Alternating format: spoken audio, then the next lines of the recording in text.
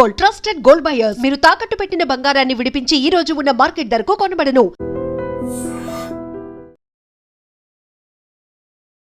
Hi నమస్తే, welcome to ఎడ్రీమ్ media. నేను మీ రొద్దం శ్రీనివాస్. ఈ వారం రెండు ప్రముఖ వివాదాలు తెలుగు రాష్ట్రాలలో చాలా చర్చనీయాంశంగా మారాయి. అందులో ఒకటి సింగర్ మంగ్లీ గురించి.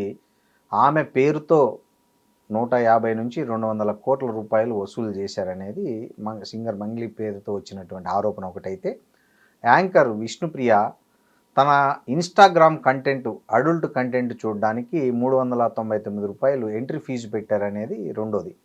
ఈ రెండు వివాదాల నేపథ్యంలో ఇది సమాజంపై ఇట్లాంటి కంటెంట్ కావచ్చు, ఇలాంటి ఆరోపణలు కావచ్చు, ఎట్లాంటి ప్రభావం చూపిస్తాయి, వీటిలో ఉన్న అసలు నిజాలేంటి, వాస్తవాలేంటి, వీటిలో నైతికత ఎంత, అనైతికత ఎంత అనే అంశాలను మనతో మాట్లాడడానికి ప్రముఖ సోషల్ యాక్టివిస్టు కృష్ణకుమారి గారు ఉన్నారు. నమస్తే కృష్ణకుమారి.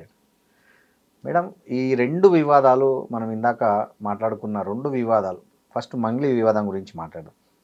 మంగ్లీ ఒక పెద్ద సెలబ్రిటీ స్టేటస్లో ఉన్నారు. ఇప్పుడు ఆమె మీద ఉన్న ప్రధాన ఆరోపణ అడ్వకేట్ సుబ్బారావు గారు చేస్తున్నది ఏంటంటే, ఆమెనే వెనకుండి ఈ స్కామ్ చేసింది, హాస్పిటలు ఇంకోటి చెప్పి ఆమె బొమ్మ పెట్టుకొని చేశారు కాబట్టి ఆమె బాధ్యత వహించాలి, ఆమె దీని వెనక సూత్రధారి అన్నట్లు ఆయన మాట్లాడుతున్నారు. ఇంకోవైపు మంగ్లీ ఏమో అసలు నాకు సంబంధమే లేదు, నాకు వాళ్ళు ఎవరో కూడా తెలియదు, నా తమ్ముడు కాదు అని ఆమె చెప్తుంది.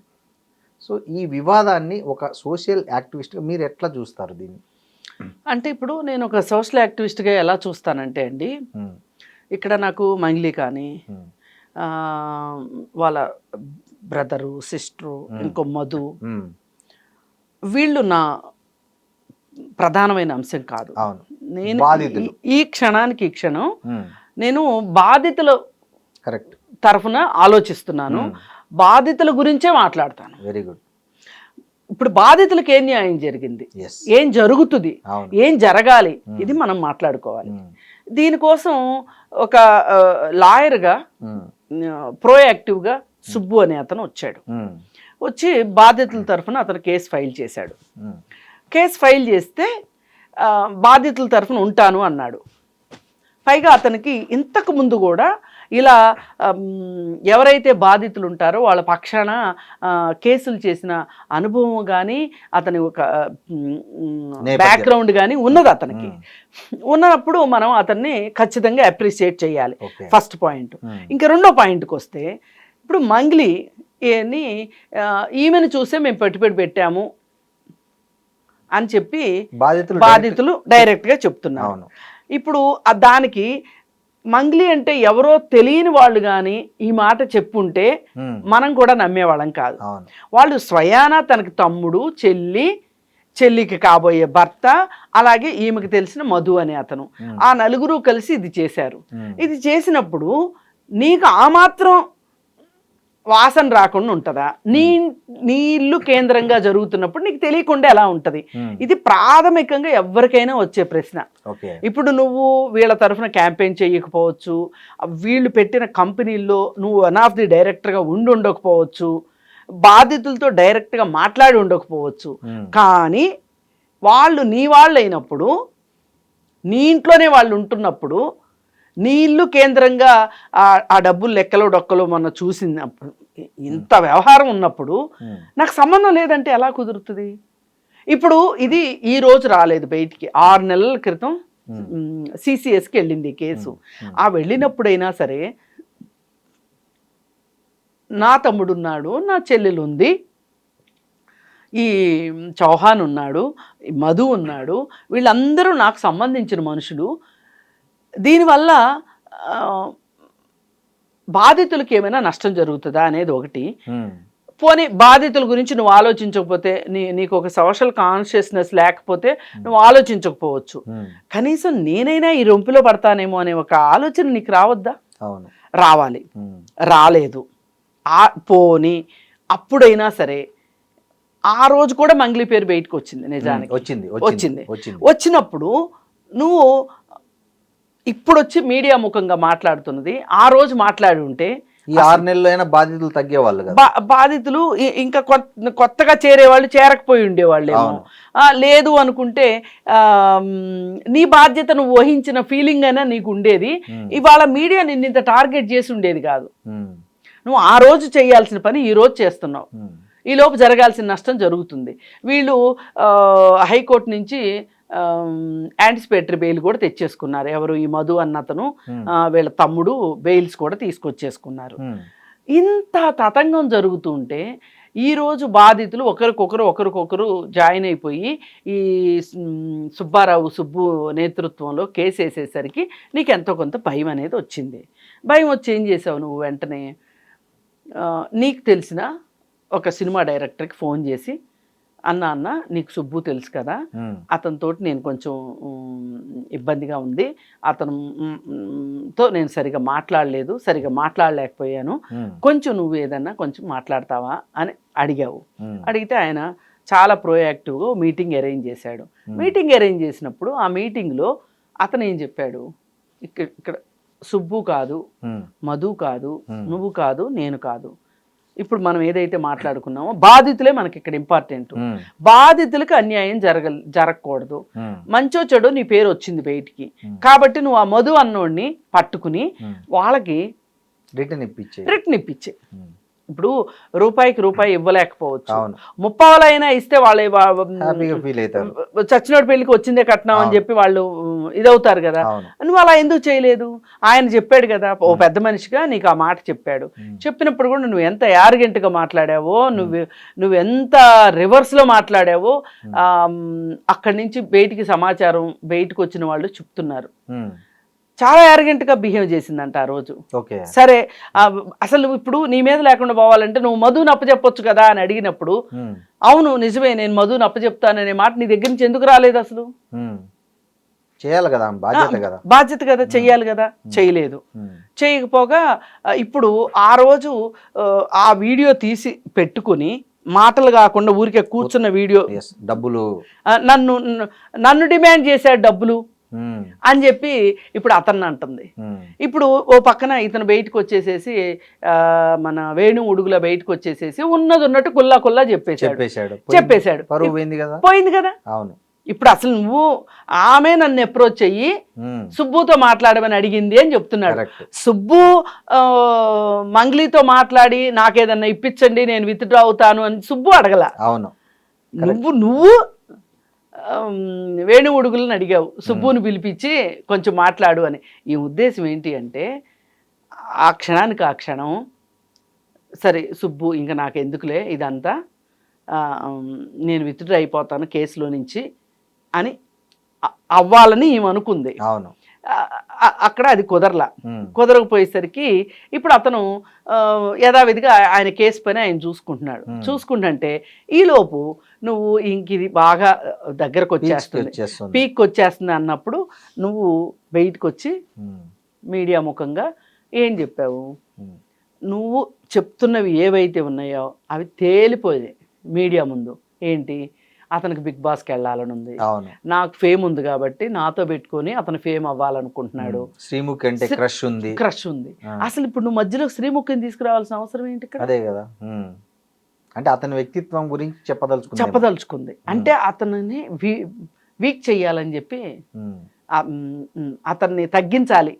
ఇప్పుడు అతనికి వాళ్ళ సొసైటీలో అతను పేదల పక్షాన బాధితుల పక్షాన ఉన్నాడు అనే ఒక ఫీలింగ్ని పోగొట్టడం కోసం అతను ఇదంతా ఎందుకు ఈ బాధితులను అడ్డం పెట్టుకుని ఆయన సొంత ప్రయోజనం కోసం చేస్తున్నాడు అని క్రియేట్ చేయదలుచుకుంది. ఆ క్రియేట్ చేయదలుచుకుంటే అది చూసే వాళ్ళకి ఆ మాత్రం అర్థం కానంత అమాయకులు ఎవరు ఉండరు ఇవాళ. అప్పటికీ కూడా సరే నేను నా నిర్దోషిత్వాన్ని నిరూపించుకోవాలంటే నేను మధు అనే వ్యక్తి నేను దోషిగానే చూస్తున్నాను, అతని కేంద్రంగానే జరిగింది కాబట్టి అతనికి నాకు ఏ విధమైన సంబంధం లేదు అని చెప్పి ఎందుకు నువ్వు బాధితులకు న్యాయం జరగాలని ఆ రోజు కూడా మాట్లాడాల. నువ్వు ఎంతసేపు సుబ్బు మీద ఆరోపణలు చేయటం తప్పితే నీ దృష్టిలో బాధితులు లేరు.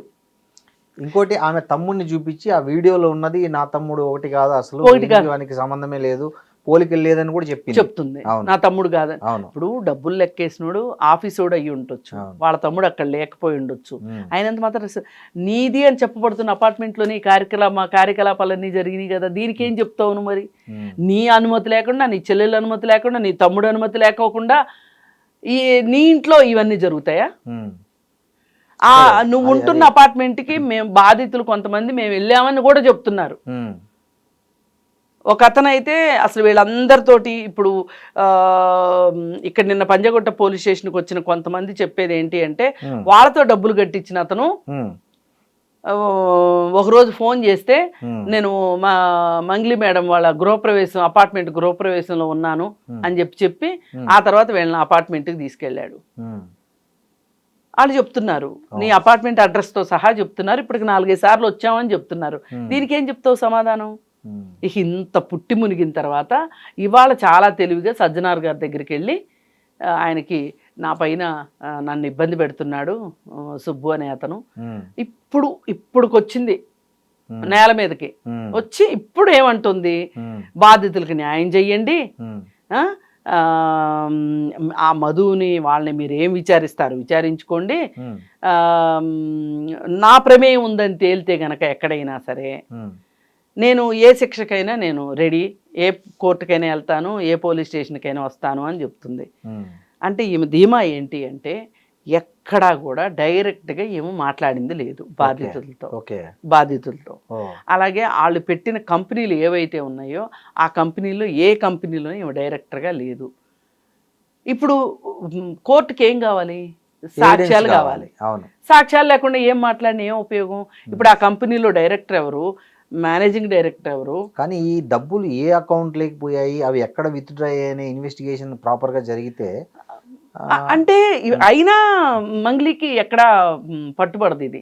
ఎందుకంటే ఆ కంపెనీ అకౌంట్లోకి వెళ్ళి ఆ కంపెనీలో వీళ్ళ తమ్ముడు వీళ్ళ చెల్లెలు ఆ కంపెనీ డైరెక్టర్లుగా ఉన్నారనుకోండి, అప్పుడు తమ్ముడు చెల్లైనా దాని కిందకి వస్తారు కదా. అంటే వస్తే కూడా ఇప్పుడు ఒక మినిస్టర్ తమ్ముడు మోసం చేశాడు అని తేలింది అనుకోండి, ఇప్పుడు డైరెక్ట్ గా మినిస్టర్ మాట్లాడలేదు అనుకోండి, మినిస్టర్ని ఎట్లా మనం చట్టం పరిధిలోకి తీసుకొస్తాం? కష్టం. ఇప్పుడు ఆమె ధీమా అదే. టెక్నికల్ గా కష్టము, టెక్నికల్ గా చాలా కష్టం. కానీ మోరల్ గా ఎథికల్ గా నువ్వు బాధితుల తరఫున నిలబడాలి అంటే నీ వాళ్ళ గోల్డ్ లోడ్ కొట్టైనా సరే వాళ్ళకి డబ్బులు కట్టాలి. ఇప్పుడు వాళ్ళంతా కలిసే ఉంటారు అనుకుంటా కదండి, ఫ్యామిలీ అంతా ఒకే కంబైన్డ్ గానే ఉంటారు. అదే కదా మరి. ఓకే, అందుకే ఆమెకు తెలియకుండా అయితే జరిగేద్దు. కానీ నాకు తెలియదు అని ఆమె చెప్తే ఎవరేం చేయగలరు? ఆమె చెప్తుంది, ఒక సింగర్ గా నాకు ఎంత పాపులారిటీ వచ్చింది, నాకు ఎంత డబ్బులు అవసరమే లేదు, నాకు కోట్ల రూపాయల డబ్బులు కావాలనుకుంటే నేను ఎన్నికల్లో నిలబడినప్పుడే అవి కొన్ని పార్టీలు కొన్ని కోట్లు ఆఫర్ చేశాయి, నేను తీసుకోలేదు, నాకు ఈ స్కామ్ చేయాల్సిన అవసరం ఏముంది అని ఆమె అప్పీల్ చేస్తుంది. మరి ఇప్పుడు నీ పేరు చెప్పి వాడుకున్నారు, ఆ డబ్బులు నువ్వు తిన్నావని వాళ్ళు అనట్లా, నీ పేరు చెప్పి నీ బొమ్మ చూపించి వాళ్ళు మోసం చేశారు. ఇది అయితే మటుకు జరిగి ఉండొచ్చు కదా. ఇప్పుడు ఒకళ్ళు కాతే ఒకళ్ళైనా అందరూ ఎందుకు చెప్తారు అదే మాట? అందుకని ఏంటి అంటే ఈమె స్వయంగా ఈమె ప్రమేయం ఉండొచ్చు లేకపోవచ్చు, టెక్నికల్ గా నేను అనేది, మోరల్ గా మటుకు ఈమెకి ఎథికల్ గా ఈమెకు తెలియకుండా అయితే జరగలేదండి. మేడం, ఇప్పుడు జనాలు కూడా ఒక మంగ్లీ అయితే ఎందుకు అంత బ్లైండ్ గా బిలీవ్ చేసి డబ్బులు కడతారు? అదే జనాలది కూడా ఖచ్చితంగా మనం ఇది ఇక్కడ మనం జనాల గురించి కూడా మాట్లాడుకోవాలి. ఎందుకు జనాలు కూడా చాలా చిన్న చిన్న ఎంప్లాయీస్, అక్కడ నేను వచ్చిన వాళ్ళని చూస్తుంటే చెప్తున్నారు, మేము చిన్న చిన్న ఎంప్లాయీస్ చిన్న చిన్న జాబులు చేసుకుంటాము ఇట్లా మా అని వాళ్ళు చెప్తుంటే నాకు బాధ అనిపించింది. వాళ్ళకి ఎంత అండి, మహా అయితే ప్రైవేట్ కంపెనీలు 20,000 25,000 జీతాలు ఇస్తే చాలా ఎక్కువ. ఆ దానిలోనే మిగిల్చుకొని జాగ్రత్త చేసుకొని 5 లక్షలు 10 లక్షలు. అసలు ఇప్పుడు నేను ఆ లిస్ట్ చూశానండి, ఆ లిస్ట్ చూశాకే నేను ఇంతగా బాధితుల తరఫున మాట్లాడుతున్నా. వాళ్ళు బ్యాంక్ ట్రాన్స్ఫర్ చేశారా, చెక్తో ట్రాన్స్ఫర్ చేశారా, ఆన్లైన్ ట్రాన్స్ఫర్ చేశారా, అన్ని డీటెయిల్స్ తోటి దాదాపు 9.5-10 కోట్లకు సంబంధించిన ఆధారాలు నేను చూశాను. జనాల దగ్గర నుంచి అయితే వీళ్ళకి డబ్బులు వచ్చినాయి. అలాగే ప్రామిసరీ నోట్లు, వీళ్ళు సంతకాలు పెట్టిన ప్రామిసరీ నోట్లు ఉన్నాయి. ఇప్పుడు కొంతమందికి దాంట్లో నిజంగానే మంగ్లీ తమ్ముడు చెల్లెలు ఉన్నారా సంతకాలు చేసిన వాళ్ళలో? ఇప్పుడు కంపెనీ డైరెక్టర్ ఎవరు సైన్ పెడతారు, వీళ్ళ ఆ కంపెనీలో వీళ్ళ హోల్డ్ ఏంటో మనకు తెలియదు. కానీ మధు అనే అతను మెయిన్ పర్సన్. ఈ చౌహాన్ అనే అతను, ఉమ్, ఈ తమ్ముడు చెల్లి, వీళ్ళందరూ ఉన్నారు దీంట్లో. అయితే వీళ్ళైతే డబ్బులు ఇచ్చిన మాట వాస్తవం, బాధితులు ఉమ్, ఇలా రకరకాలుగా ఇచ్చారు.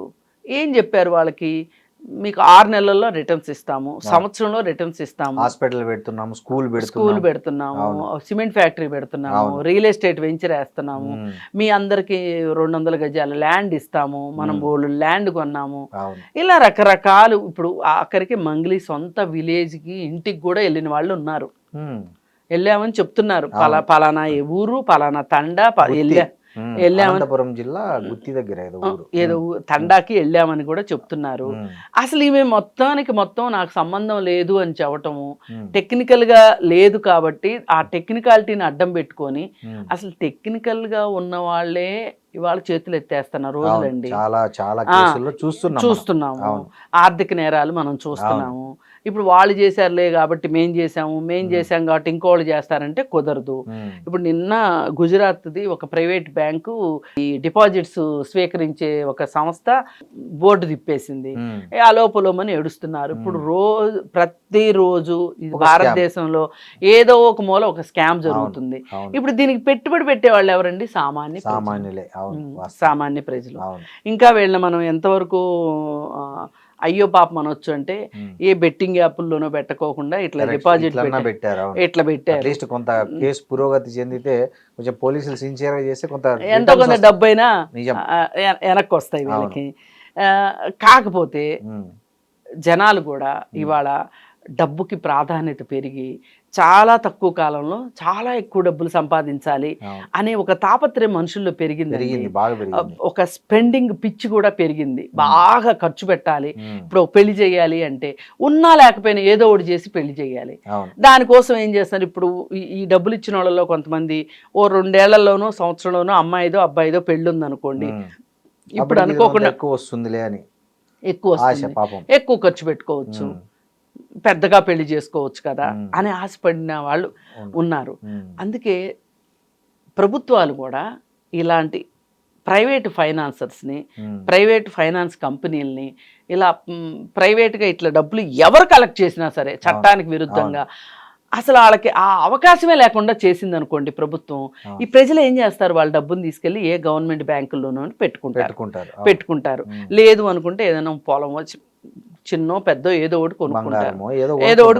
కొనుక్కుంటారు. ఇవాళ వాళ్ళు 2 సంవత్సరాల క్రితం డబ్బులు పెట్టారనుకోండి, దీంట్లో అనుకుందాం 2 సంవత్సరాల క్రితం బంగారం రేట్ ఎంత తక్కువ, 50,000 ఉండేది మహా అయితే. ఇప్పుడు 1,40,000, 3 రెట్లు పెరిగింది, 200% పెరిగింది. యాక్చువల్ వాళ్ళ ఇన్వెస్ట్మెంట్ గోల్డ్ లో చేసిన దీనికంటే ఎక్కువ డబ్బులు వచ్చాయి. అంటే బంగారం ఎంత పెరుగుతుందని వాళ్ళు ఊహించలేదు. కానీ ఒకటండి, ఎవరికైనా సేఫ్ ఇన్వెస్ట్మెంట్ ఏంటి అంటే, ఈ రోజు ఇంట్లో కూర్చుని కూడా నువ్వు బంగారం అమ్ముతాను, ఒక బంగారం షాపు ఫోన్ చేసి బంగారం అమ్ముతానంటే ఇంటికి వచ్చి దండం పెట్టి తీసుకెళ్లే పరిస్థితి వచ్చింది. ఎప్పుడైనా బంగారానికి నువ్వు బ్యాంకులో పెట్టుకోవచ్చు, అంటే కుదవ పెట్టుకోవచ్చు, అమ్ముకోవచ్చు, ఈజీ లిక్విడిటీ ఉంది. అట్లాంటిది సేఫ్ ఇన్వెస్ట్మెంట్ చేయండి. అధిక వడ్డీలకి ఆశపడి మట్టుకు మీరు ఎండమావులు వెంట పరిగెట్టొద్దు. మేడం, నిన్న చూశారు మీరు, సుబ్బారావు వర్షన్ చూశారు, మంగ్లీ వర్షన్ చూశారు. నిన్న పంజాగుట్ట పోలీస్ స్టేషన్ దగ్గర మీరు ఈ 2 వర్షన్లో చాలా వైరుధ్యం ఉంది. అతను చెప్పేది ఒక కంప్లీట్ వన్ సైడ్ ఉంది, ఈమె చెప్పేది కంప్లీట్ ఇంకో సైడ్ ఉంది. మీరు ఈ రెండిట్లో ఏది కరెక్ట్ అని మీరు ఫీల్ అయ్యారు? ఒకటండి, అతను లాయర్ అండి, బాధితుల తరఫున లాయర్ అతను బాధితుల తరఫున లాయర్ కాబట్టి మనం అతనికే ఓటేయాలి. ఎందుకంటే అతను బాధితుల వైపు ఉన్నాడు కాబట్టి నేను అటే ఓటేస్తా. ఇకపోతే నిన్న ఇంకో చిన్న తమాషా కూడా జరిగింది. కేసును డైవర్ట్ చేయడానికో మరి ఏంటో తెలియదు కానీ అతనికి బ్రీత్ అనలైజర్ టెస్ట్ చేశారు, అది 27 పాయింట్లు వచ్చింది. అయితే అసలు అలాంటి ఒక సన్నివేశం ఎందుకు చోటు చేసుకుంది అనేది ఇప్పుడు ఒక పెద్ద బిగ్ క్వశ్చన్. అవును కదా, ఇప్పటి వరకు జరగలే.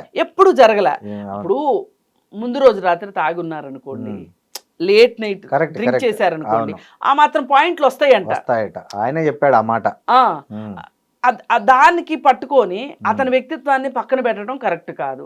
ఇప్పుడు మంగ్లీ చెప్పినట్టు అతనికి శ్రీముఖి అంటే క్రష్ ఉంది అని చెప్పటం చాలా తప్పు. ఇక్కడ దానికి దీనికి పోలిక అసలు పొంతనే లేదు. అసలు బాధితుల కరెక్టా కాదా, డబ్బులు ఇచ్చింది నిజమా కాదా, డబ్బులు మీరు వసూలు చేసింది నిజమా కాదా అనేది పాయింట్ ఇక్కడ. అవును, ఇవన్నీ బట్టతలకి బోడిగుండికి ముడేసినట్టు ఉంది తప్పితే చాలా అసలు ఏమాత్రం పొంతం లేని విషయాలు మాట్లాడుతుంది మంగ్లీ. మొన్న ప్రెస్ మీట్ లోనూ అట్లాగే మాట్లాడింది, ప్రెస్ తోటి నిన్న అలాగే మాట్లాడింది.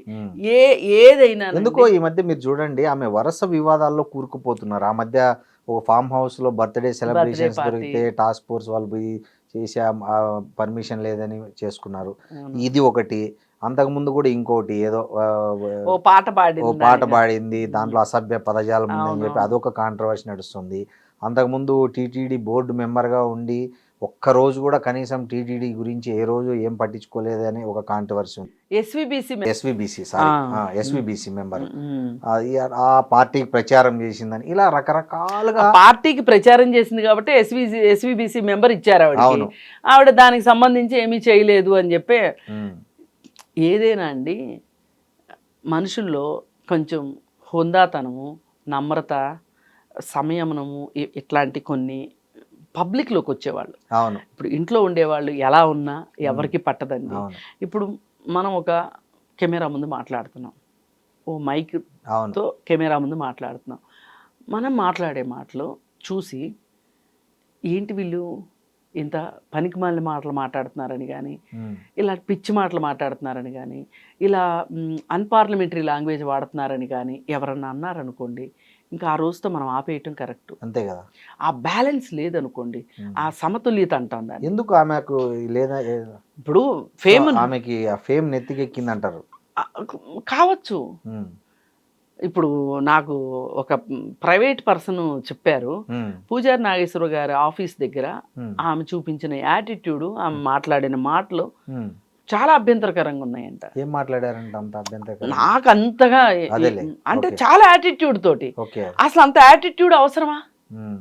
అంటే తను తప్పు చేయలేదని ధీమా వల్ల మాట్లాడిందేమో. ఇప్పుడు క్లియర్ గా నీకు అంత భయమే లేకపోతే నువ్వు ఇంట్లో కూర్చో. అసలు వేణుగుడుగులతోటి మధ్యవర్తిత్వం చేయించాల్సిన అవసరం వచ్చింది నీకు? అంటే తన మీద తన పేరు పాడైతుంది కాబట్టి డ్యామేజ్ కంట్రోల్ చేయాలనుకో. అలా చెయ్యాలనుకున్నప్పుడు ఆమెకు స్టేట్మెంట్ ఇవ్వాలి. అవును, వాళ్ళు నా చెల్లి అయినా నా తమ్ముడైనా ఎవరైనా నాకు తెలిసిన వాళ్ళైనా చట్టం తన పని తాను చేసుకుపోవాల్సిందే అని. గాని బాధితులు మీ పక్షాన్ని నేను ఉంటాను అనే ఒక మాట, ఓదార్పు మాట వాళ్ళకి చెప్పున్నట్లయితే బాధితులకి, బాధితుల దగ్గర నుంచి ఇంత రివోల్ట్ వచ్చేది కాదు. ఇక్కడ విషయం ఇంకోటండి, ఆ బాధితులు వస్తున్నారు బయటికి, ఈ తప్పు చేసిన వాళ్ళు ఎక్కడ కనపడట్లే. ఎవరైతే ఈమె పేరు చెప్పి వసూలు చేసినారంటున్నారో వాళ్ళు ఎక్కడున్నారు, వాళ్ళు ఏమైనారు, వాళ్ళ మీద ఎఫ్ఐఆర్ అయింది కదా, వాళ్ళ మీద కేసు నడుస్తుంది కదా, వాళ్ళు ఎక్కడున్నారు, అసలు వాళ్ళని ఇన్వెస్టిగేషన్ చేస్తున్నారా ఏందనేది అంటే యాజ్ ఎ మీడియా పర్సన్ నాకు కూడా అవగాహన లేదు. అంటే క్రైమ్ కేసులు చూసే వాళ్ళు ఎవరికన్నా తెలుస్తుందేమో గానీ మనం అది మనకి ఎలా అంటే జనరల్ గా ఎక్కడ మీడియా రిపోర్ట్ వీళ్ళు అరెస్ట్ అయినారు, వీళ్ళు లేకపోతే వాళ్ళు ముందే యాంటిసిపేటరీ బెయిల్ తెచ్చుకున్నారండి. వాళ్ళకి ఏ భయం లేకపోతే యాంటిసిపేటరీ బెయిల్ ఎందుకు తెచ్చుకుంటారు? ఇప్పుడు మీరు ఎందుకు తెచ్చుకోలేదు, నేను ఎందుకు తెచ్చుకోలేదు, వాళ్ళు ఎందుకు తెచ్చుకున్నారు? అంటే యాంటిసిపేటరీ బెయిల్ తెచ్చుకున్న వాళ్ళు మంగ్లీ చెల్లెలు తమ్ముడు కూడా ఉన్నారా? అది నాకు తెలియదు. మధు అయితే తీసుకొచ్చుకున్నాడు, ఇంకొక డైరెక్టర్, మరి ఆ చౌహాన్ కావచ్చు లేకపోతే మంగ్లీ తమ్ముడు కావచ్చు, వాళ్ళు తీసుకొచ్చుకున్నారు. అసలు ఇప్పుడు ఇంకా బయటకు వస్తాయి ఈ కేసు గురించి, ఇంకా బాధితులు ఇంకా వస్తారు బయటికి. ఇప్పుడు ప్రస్తుతం ఈయన దగ్గర కేసు పెట్టిన బాధితులే ఎవరైతే ఉన్నారో వాళ్ళు దగ్గర దగ్గర 10.5 కోట్లు. ఇప్పుడు ఆంధ్ర, తెలంగాణ, కర్ణాటక ఈ 150 నుంచి 200 కోట్లు అంటున్నారు అంటున్నారు. ఎందుకంటే చాలా మంది ఉండాలి. ఇంకోటండి, ఇక్కడ ఆమెకు ఒక సెలబ్రిటీ హోదా వచ్చింది, మీరు అన్నట్లు అనుకోనంత డబ్బు, పేరు అన్నీ వచ్చాయి. ఆమెకి ఏం అవసరం ఉంటుంది మళ్ళీ ఈ రూపంలో కూడా ఆమె డబ్బులు వెనకేసుకోవాలనే ఆలోచన ఆమెకి ఎందుకు ఉంటుంది అనేది కూడా ఒక డబ్బుకు మితం ఉండదండి. ఓకే, మీరు ఎవరికన్నా కూర్చోబెట్టి అన్నం పెట్టండి, చాలు అంటారు. పావుగంట తర్వాత, అరగంట తర్వాత, మరీ బకాసుర్లు అయితే ఒక అరగంట తర్వాత చాలు అంటారు. ఎవరికైనా మీరు డబ్బులు ఇస్తాను అనండి, చాలు అన్న వాళ్ళు ఎవరైనా ఉంటే నా దగ్గర తీసుకురండి, వాళ్ళకి ఏదో జబ్బు ఉన్నట్లు లెక్క. అంతేనా? ఓకే. మేడం ఇంకో ఇట్లా సెలబ్రిటీ ఆమె మీద ఇట్లా వరుసగా వస్తే ఆమె కెరీర్ దెబ్బతింటది కదా, అది ఆమెకే కదా నష్టము ఇలాంటి వరుస వివాదాల్లో ఇప్పుడు కూరుకుపోయి. ఒకటండి, ఉమ్, మనకి లింగ నిర్ధారణ పరీక్షలను ఉన్నాయి. అవును. ఒక డాక్టరే చేస్తుంది అవును. అనుకోండి. ఉమ్, ఒక డాక్టర్ చేసినప్పుడు ఇప్పుడు మహా అయితే నువ్వు ఆ లింగ నిర్ధారణ పరీక్ష చేస్తే నీకు 5,000 వస్తాయి అనుకుందాం. పోనీ 5,000 ఇచ్చారు అనుకుందాం. అవును. ఇప్పుడు ఇది బయటకు వస్తే నీ లైసెన్స్ క్యాన్సిల్ అవుతుంది అని తెలిసి కూడా ఎందుకు చేస్తారు? 5,000 కక్కుర్తిపడి. ఇప్పుడు అసలు వీళ్ళు ప్రాక్టీస్ చేసుకుంటే ఇంకా చాలా వస్తాయి కదా. అవును. అదే ఓకే. లాజిక్, అదే సూత్రం ఇక్కడ ఇంప్లిమెంట్. అంతే. ఓకే. చాలా మందికి ఉమ్, ఒక పాయింట్ వచ్చిన తర్వాత బ్రెయిన్ పనిచేయడం మానేస్తుందండి. ఉమ్, ఇప్పుడు హత్యలు చేస్తున్నారు ఉమ్. ఈ మధ్య కాలంలో ఎక్కువైనాయి. మీరు గమనించారు కదా, మంగ్లీని కూడా మీరు చాలా కాలం నుంచి చూస్తారు. ఆమె మొదటికి ఇప్పటికి ఏం తేడా గమనించారు మీరు? చాలా మంది అంటారు మాటలో తేడా వచ్చింది అని అంటున్నారు. ఉమ్, ఆవిడ పలకరింపులో తేడా వచ్చింది. ఆ పాత అప్పుడు మాట్లాడినంత అమాయకంగా కానీ, అంటే జనరల్గా ఎప్పుడు అమాయకంగా ఉండరు అనుకోండి, అవును. స్టేజ్ బై స్టేజ్ మారుతారు అనుకోండి. ఉమ్.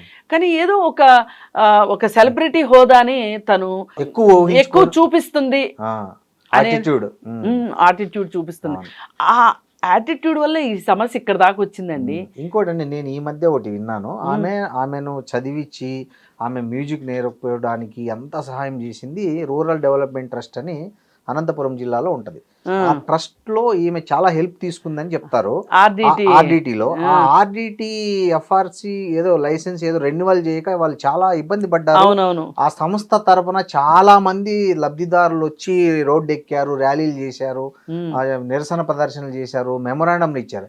కానీ ఈమె ఎక్కడ కూడా ఈ రోజు వరకు తన జీవితానికి అంత వెలుగునిచ్చిన ఆ సంస్థ గురించి ఎక్కడ ఒక్క మాట మాట్లాడలేదు, కొంచెం కూడా కృతజ్ఞత లేదు అని చాలా మంది ఆమె మీద సోషల్ మీడియాలో పోస్టులు పెట్టడం నేను చూశాను.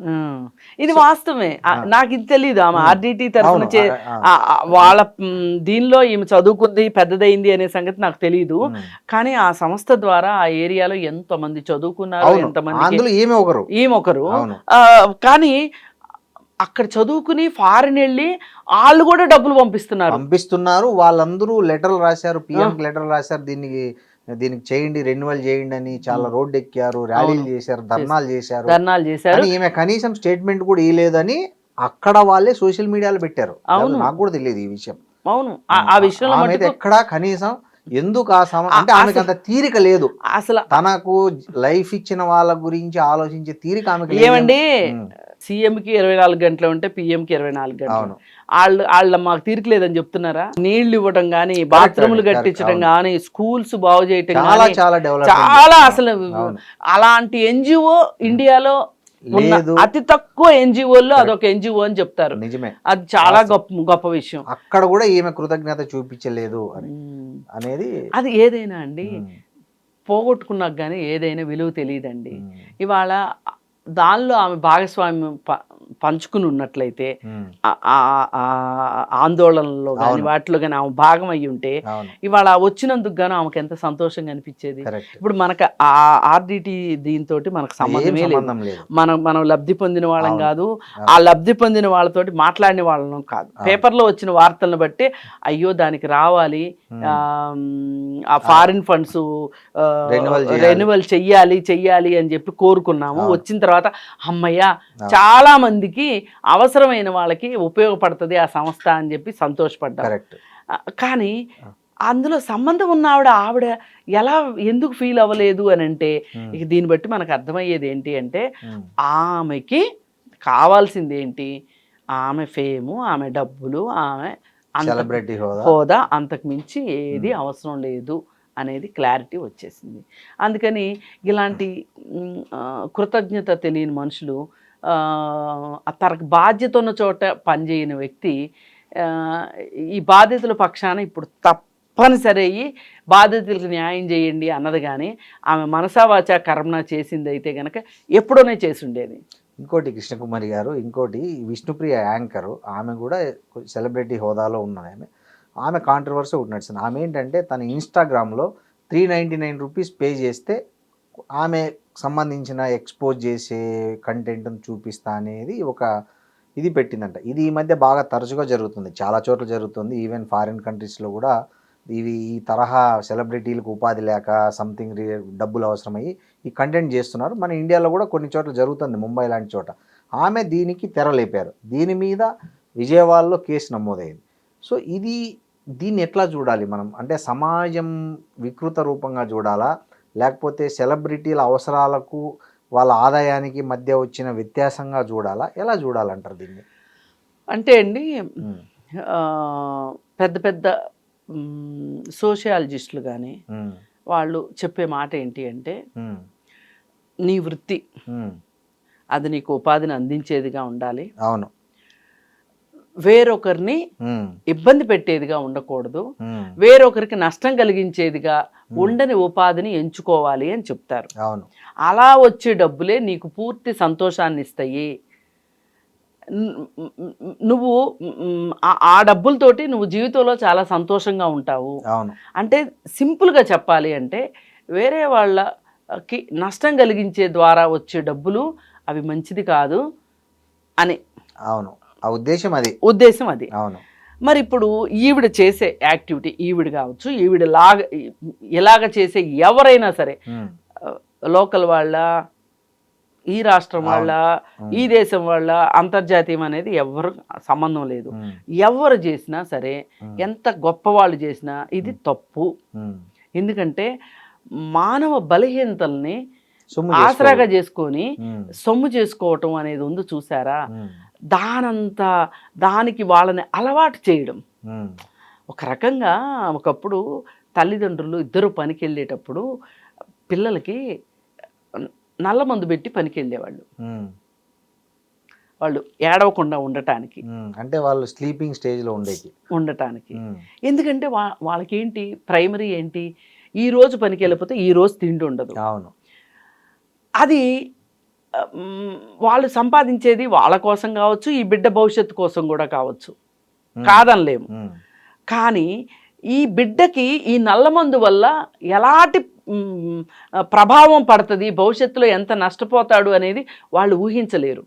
కానీ ఈరోజు మనము మనకి డబ్బులు వచ్చేదానికోసం వేరే వాళ్ళని ఒక మత్తులోకి తీసుకెళ్లడము, ఒక అశ్లీలత వైపు నడిపించటము, అలా చేయడం ద్వారా వచ్చే డబ్బులు నీకు ఖచ్చితంగా సంతోషాన్ని అయితే ఇవ్వవు కదండి. ఈ సభ్యత, సంస్కారం అనేవి పక్కన పెడితే ఇట్లాంటి యాప్ల వల్ల యూత్ మొత్తము పక్కదారి పట్టే. అదే కదా, అంటే వాళ్ళ అదే నేను నీకు డబ్బులు వస్తాయేమో, వాళ్ళకి కాసేపు సంతోషం వస్తుందేమో చూసినందువల్ల, కానీ వాళ్ళ విలువైన సమయాన్ని వాళ్ళు కోల్పోతున్నారు, వాళ్ళ బాధ్యతలను పక్కన పెట్టేస్తున్నారు. ఇప్పుడు ఒక స్టూడెంట్ ఉన్నాడండి, స్టూడెంట్కి బాధ్యత ఏంటి చెప్పండి? చదువుకోవటం. తల్లిదండ్రుల బాధ్యత ఏంటి? వీళ్ళని మంచి స్కూల్కి పంపించటము, బట్టలు ఇవ్వటము, చదువుకునే పరిస్థితులు ఇవ్వటము, కాదుకూడదంటే కొద్ది గొప్ప ఎంటర్టైన్మెంట్కి డబ్బులు ఇవ్వటం, పాకెట్ మనీ ఇవ్వటం. కానీ ఇవాళ స్టూడెంట్స్ కూడా చాలామంది ఇప్పుడు 4,000 మంది అయ్యారు ఆవిడ సబ్స్క్రైబర్స్. వాళ్ళలో స్టూడెంట్స్ ఎంతమంది ఉండి చాలా మంది ఉంటారు. వాళ్ళు చదువులు మానేసి 399 రూపాయల కోసం ఇంట్లో వాళ్ళకి అబద్ధాలు చెప్పి, ఇంట్లో వాళ్ళు కనుక ఇవ్వలేని పరిస్థితిలో ఉంటే కనుక, ఇవ్వను అంటే కనుక ఆ ఇంట్లోనే దొంగతనం చేసి ఈమెకు పే చేయాలి. ఇది ఏమాత్రం కరెక్ట్? అసలు నువ్వు యువతని ఇట్లా తప్పుదో పట్టించడం ఎంతవరకు కరెక్ట్ అండి? ఈమెకి ఎవరు పేరెంట్స్ ఉండరా? వాళ్ళకి ఏమి ఇది ఎంత తెలియదా, లేదా అట్లా గాలికి వదిలేస్తారా ఇట్లాంటి వాళ్ళను? పేరెంట్స్ కానీ, ఇప్పుడు బంధువులు, ఇప్పుడు మన సమాజంలో చుట్టుపక్కల వాళ్ళు చూస్తారు, తల్లిదండ్రులు వాళ్ళకు. ఇది పాత రోజులండి, ఇప్పుడు ఏం లేవా? ఇప్పుడున్న పరిస్థితిలో ఏంటంటే తల్లిదండ్రులు కూడా వీలైతే వాళ్ళకి సహకరిస్తున్నారు తప్పితే, ఇప్పుడు ఈవిడ సబ్స్క్రిప్షన్ పెట్టింది అని చెప్పి రీతు చౌదరి పెట్టింది, వీళ్ళని చూసి ఇంకొకళ్ళు అంటే ఓహో ఇది ఒక కొత్త రకం ఉపాధి, ఇలా కూడా డబ్బులు సంపాదించవచ్చు అనమాట. అవును అని వీళ్ళు బిగ్ బాస్లకి వీళ్ళే వెళ్తారు, షాపులు ఓపెనింగ్లకి వీళ్ళే వెళ్తారు, చిన్న చిన్న సినిమాల్లో ఏమన్నా వేషాలు వస్తేను చేస్తారు, యాంకరింగ్ చేస్తారు. ఇవన్నీ నేను తప్పు పట్టను, అది వృత్తి. ఇప్పుడు విజయవాడలో ఒక అతను కేసేశాడు ఈ విషయం మీద. వేసి అతను ఏం అడుగుతున్నాడంటే, సరే విష్ణుప్రియ గారిని చెప్పమనండి, నా వృత్తి యాంకరింగ్ కాదు, నా వృత్తి సినిమాలు కాదు, నా వృత్తి బిగ్ బాస్కి వెళ్ళటం కాదు. నేను ఇట్లా నా శరీరాన్ని చూపించి నేను స్కిన్ షో చేసి నేను డబ్బులు సంపాదించుకుంటమే నా వృత్తి అని చెప్పమానండి అని అడుగుతున్నాడు ఓ చిన్నపిల్లాడు. ఎంత సామాజిక బాధ్యతతో కేసు పెట్టాడండి. ఇవాళ నిజంగా చాలా మంది పెద్ద పెద్ద వాళ్ళు అరే ఇలాంటి పని మనం ఎందుకు చేయలేదు అని అనుకునేలాగా ఆ పిల్లాడు మాట్లాడుతున్నాడు. పైగా ఇంకొంతమంది ఏమంటున్నారు, ఈ విష్ణుప్రియ ఒక్కటే చేస్తుందా, చాలా మంది చేస్తున్నారు కదా. అంతే కదా. ఇప్పుడు జడ్జి అడిగాడు అనుకోండి, ఈ హత్య నువ్వు ఎందుకు చేసావు, నీకు శిక్ష పడుతుందని తెలియదా అంటే, నేను ఒక్కడేంటి చాలా మంది చేస్తున్నారు అంటే శిక్ష ఏమన్నా తగ్గిస్తారా? తగ్గిరు కదా. శిక్ష నేరమే కదా. నేరానికి మీరు గమనించారా, ఆమె పోలీస్ స్టేషన్కి వెళ్ళి అక్కడికి వెళ్ళినప్పుడు ఒక రిపోర్టర్ అడిగాడు ఎంత డబ్బు సంపాదించారు దీని ద్వారా అంటే, ఆమె గట్టిగా చెవులు మూసుకొని మమ్మీ అంటుంది. అంటే ఏంది, ఏమర్థం చేసుకోవాలి అసలు? ఎప్పుడు పోలీస్ స్టేషన్కి వెళ్ళింది? ఎక్కడో ఆమె చూసా, వీడియో చూసా, నేను చూసాను. ఇది పాతదా లేకపోతే ఈ రోజుదో నాకు అర్థం కాలేదు. ఆయన డైరెక్ట్ గా అడిగాడు ఎంత సంపాదించారు మీరు ఇలా సబ్స్క్రిప్షన్ పెట్టి డబ్బులు అని. ఒక రిపోర్టర్ మైక్ పెట్టి అడిగితే మమ్మీ అని చెవులు మూసుకుంటుంది. అంటే ఏమని అర్థము? వాళ్ళ అమ్మ చెప్పాలనే సమాధానం దానికి? అంటే నాకు అర్థం కాలే మామూలుగా. ఇంతకుముందు బెట్టింగ్ యాప్స్ కి ప్రమోట్ చేసింది. ఆ రోజు నేను ఇంకెప్పుడు ఇట్లా చెయ్యను అని అన్నది కదా. మళ్ళీ ఇప్పుడు అది అయిపోయింది. ఇది అసలు వీళ్ళకి డబ్బు సంపాదించడం తప్పితే రెండో పనే లేదు. డబ్బు యావదప్ప సామాజిక బాధ్యత ఏమీ లేదు. ఇప్పుడు దీనివల్ల నష్టం ఏంటి అంటే, ఇది మొదటి స్టెప్. ఇది అయిపోయిన తర్వాత పోర్నుకు అలవాటు పడతారు. ఈ రెండు అయిపోయిన తర్వాత గంజాయి డ్రగ్స్ వీటన్నిటిలోకి వెళ్ళిపోయిన తర్వాత విషవాలయం, ఈ విషవాలయంలోకి వెళ్ళిన తర్వాత వాళ్ళకి ఇంకా డైరెక్ట్ గా ఎవరినన్నా అత్యాచారం చేయాలనిపించింది అనుకోండి, వాళ్ళకేది తప్పు అనిపించదు. సమాజంలో నేరాలు పెంచే ప్రవృత్తిని వీళ్ళు ఎంకరేజ్ చేస్తున్నారు. ఇది స్టార్టింగ్ స్టెప్. అందుకు నేను ఇంత వ్యతిరేకిస్తున్నా. అండి ఇప్పుడు వీళ్ళు సెలబ్రిటీస్ అయ్యి ఇంత డబ్బు సంపాదించి పేరు వచ్చిన తర్వాత షోలు మీరు అన్నట్లు అన్ని రకాల డబ్బు సంపాదిస్తున్నారు. ఈ అడల్ట్ కంటెంట్ను కూడా ప్రమోట్ చేసుకొని డబ్బు సంపాదిస్తే రేపు వాళ్ళకు ఒక వ్యక్తిగత జీవితం అనేది ఒకటి ఉండదా? వాళ్ళను పెళ్లి చేసుకున్న వాళ్ళు మనశ్శాంతిగా ఉంటారా? లేదు వాళ్ళకు పుట్టబోయే పిల్లలు కానీ వాళ్ళు కానీ ఫ్యూచర్లో ఇది డిజిటల్ కంటెంట్ ఎక్కడికి పోదు, ఇది ఎక్కడో ఒక చోట రికార్డ్ అవుతుంది. ఇప్పుడు వాళ్ళందరూ ఎలా ఉన్నారు, రాజకీయ నాయకుల దగ్గర నుంచి వ్యాపారస్తుల దగ్గర నుంచి ఈ రోజు ఏంటి, సినిమా వాళ్ళు కానీ ఈ రోజు మాకు కలెక్షన్స్ వచ్చినాయా లేదా, ఇప్పుడు ఏ కంటెంట్ అంటే ఆ కంటెంట్ పెట్టేసేసి అవసరమైతే హీరోయిన్కి చిన్న బట్టలు వేసి అలాగే ఒక స్పెషల్ సాంగ్ పెట్టి 4 బూతు జోకులు పెట్టి మేము సినిమా తీసాము కలెక్షన్లు వచ్చినాయి అని సినిమా వాళ్ళు, వ్యాపారస్తులు మేము ఏ రకంగా అయినా సరే వ్యాపారం చేస్తాము, మేము దొరికినప్పుడు దొంగలవి, మేము డబ్బు సంపాదించాల్సిందే, మాకు డబ్బే కావాలి అనుకునేవాళ్ళు, ఇట్లాంటి వాళ్ళందరూ ఉండబట్టే కదండి. ఇప్పుడు ఏ రాజకీయ నాయకుడైనా మీరు చూడండి, మీరు కూడా నేను ఈ వాగ్దానం చేశాను, ఈ మాట ఇచ్చాను, నా మేనిఫెస్టో ఇది, నేను ఇది చేయలేకపోతున్నాను, చెయ్యకపోతే నేను మళ్ళీ 5 ఏళ్ల తర్వాత ఎట్లా ఓటు అడుగుతాను అనే ఒక జ్ఞానం ఉంటుందా అండి రాజకీయ నాయకులకి? నెక్స్ట్ టైం ఇంకా ఎంత పెంచాలా, ఎంతమంది ఇవ్వాలా, ఈసారి కంటే ఎక్కువ ఎంత డబ్బు పంపిణీ చేయాలా, ఏం చేయాలనేది ఉంది కదా. మరి ఈ చుట్టూ అందరూ ఇలా ఉండగా మామూలు మనుషులు కూడా ఇలా కాకుండా ఎలా ఉంటారండి? ఈ ప్రభావం అన్ని చోట్ల ఉంటుంది. అందుకని ఏంటంటే అలా అని దొరికిన వాళ్ళని ఎక్స్క్యూజ్ చేయమని కాదు నా ఉద్దేశం. వీళ్ళలా ఎందుకు ఆలోచిస్తున్నారు, ఇప్పుడు మీరు ఇవన్నీ చేసుకుంటున్నారు కదండి, ఈ డబ్బులు సరిపోవా అని అడిగినందుకు నేను ఇదంతా చెప్పాను. ఇప్పుడు ఒక పొలిటీషియన్కి, ఒక వ్యాపారస్తుడికి ఇంత డబ్బు సరిపోదా అండి? సరిపోతుంది. ఇప్పుడు మొన్న వేదాంత గ్రూప్ ఉంది కదా, వాళ్ళ అబ్బాయి చనిపోయాడు. చనిపోతే ఆయన చాలా బాధగా నేను నా ఆస్తిలో సగభాగం నేను సమాజ సేవకు వాడతాను అని చెప్పారు. కానీ ఆయన సంపాదించిందంతా సమాజం మీదనే, ఆయన సంపాదించిందంతా పేదవాళ్ళ మీదనే. ఇప్పుడు గిరిజన గ్రామాల్లో ఊళ్ళకు ఊళ్ళు మైనింగ్ లో వెళ్ళిపోయినాయి. ఆ మైనింగ్ లోనే ఆయన సంపాదించాడు డబ్బులన్నీ. అంటే ప్రభుత్వాలకి లంచాలు ఇచ్చే వాళ్ళకి లంచాలు ఇచ్చి, రాజకీయ నాయకులకి లంచాలు ఇచ్చి, అధికారులకి లంచాలు ఇచ్చి, ఏం చేసైనా సరే నేను డబ్బు సంపాదించాలి అనుకున్నాను. సంపాదించావు కదా. ఈ రోజు నీ కొడుకు చనిపోయాక నీకు ఏమనిపించింది? సగం సమాజానికి ఇస్తానంటున్నావు నువ్వు. అసలు నువ్వు సమాజం నుంచి ఇంత ఎందుకు తీసుకున్నావు? ఏం అవసరం? నువ్వు ఎందుకు తీసుకున్నావు చెప్పు? సమాజం నుంచి నీకు ఇంత కక్కుర్తి దేనికి? ఈ కక్కుర్తి అనే మాట ఉంది చూసారా? విష్ణుప్రియ కావచ్చు, విష్ణుప్రియ లాగా చేసేవాళ్ళు కావచ్చు, ఈ రాజకీయ నాయకులు కావచ్చు, వ్యాపారస్తులు కావచ్చు, వీళ్ళందరికీ వర్తిస్తుంది ఈ కక్కుర్తి అనే మాట. ఇంకోటి ఏంటంటే మిమ్మల్ని కానీ సుబ్బారావు గారిని ఈజీగా ఓ మాట అనేస్తున్నారు. ఏంటంటే మీరు సెలబ్రిటీలను టార్గెట్ చేసి మీరు ఫేమ్ తెచ్చుకోవడానికి టార్గెట్ చేస్తున్నారని అంటున్నారు. అది సరేనండి, అనుకోనివ్వండి. ఇప్పుడు ఎవరు తప్పు చేస్తే వాళ్ళ గురించి మాట్లాడతాం. ఇప్పుడు వేదాంత ఆయన ఉన్నాడండి, ఆయన నాకు తెలుసా? తెలియదు. నేను చూశాను ఆయన. అసలు మీరు ఆయనకు తెలియదు, ఆయన మీకు తెలియదు. తెలిసే అవకాశం కూడా లేదు. ఆయన గురించి ఎందుకు మాట్లాడాం? ఇప్పుడు ఇంత చౌకబారుగా టాటా గురించి మాట్లాడము. ఈజ్ ఎ నోబుల్ పర్సన్ కదా. అవును. మరి ఈయనకంటే ఫేమస్ కదా టాటా. చాలా ఫేమస్. మరి టాటాను కూడా అనేసేసి నేను ఫేమ్ లోకి రావచ్చు, ఫేమస్ అవ్వచ్చుగా. కరెక్ట్. ఫేమస్ అవ్వాలంటే ఫేమస్ అవ్వడమే అనుకుంటే అవును. అందుకని ఎవరు ఏం మాట్లాడినా, ఎలా మాట్లాడినా నా స్పందన ఈ విధంగానే ఉంటుంది. ఇది సమాజానికి మంచిది కాదు, ఇది సమాజానికి చెడు చేస్తుంది అంటే నేను దాని గురించి మాట్లాడతాను. నాకు ఇంటి పేరు కూడా లేదు. నా పేరు కృష్ణకుమారి, సోషల్ యాక్టివిస్ట్. అంటే అదే నా అడ్రస్. అవును. ఇంటి పేరు ఎందుకు లేదండి? నేను చెప్పను, నాకు ఇష్టం ఉండదు. అంతేనా? నేను ఇంటి పేరు ద్వారా గుర్తింపులోకి రావాలని నేను ఏ రోజు అనుకోను. అది మా తండ్రి ఇంటి పేరైనా నేను అది బిలాంగింగ్ గా అనుకోను.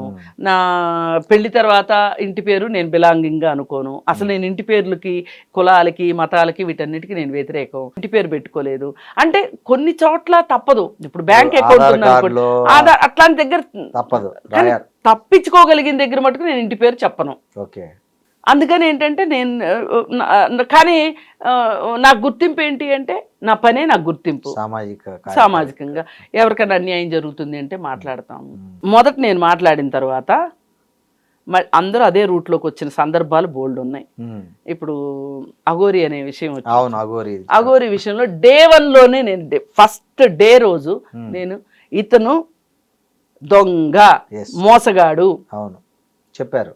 అసలు ఇతను దేవుడు కాదు, అఘోరీలంటే ఇలా ఉండరు, ఇలా సభ్య సమాజంలోకి రారు వాళ్ళు, ఇతను దొంగ అని చెప్తే చాలా మంది కోపం వచ్చింది.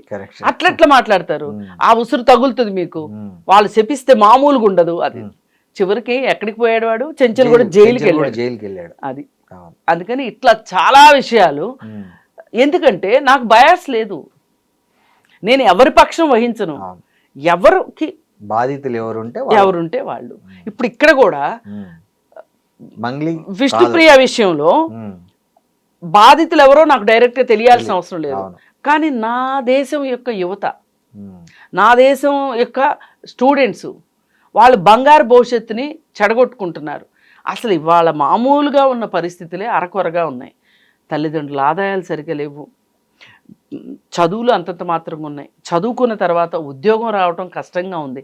అసలు వీళ్ళ భవిష్యత్తు ఏంటి, ఏం ఆలోచిస్తున్నారు, వీళ్ళు భవిష్యత్తు కోసం ఏం చెయ్యాలనుకుంటున్నారు, ఎంత మెరుగైన భవిష్యత్తు అంటే జీవితంలో కనీసం 2 పూట్ల తిండి తినగలిగే పరిస్థితులు వీళ్ళకు ఉంటాయా లేదా, ఇలా ఆలోచించటమే తప్పితే మనకి పెద్ద పెద్ద సెలబ్రిటీస్ మనకు తెలియాలి వాళ్ళతోటి.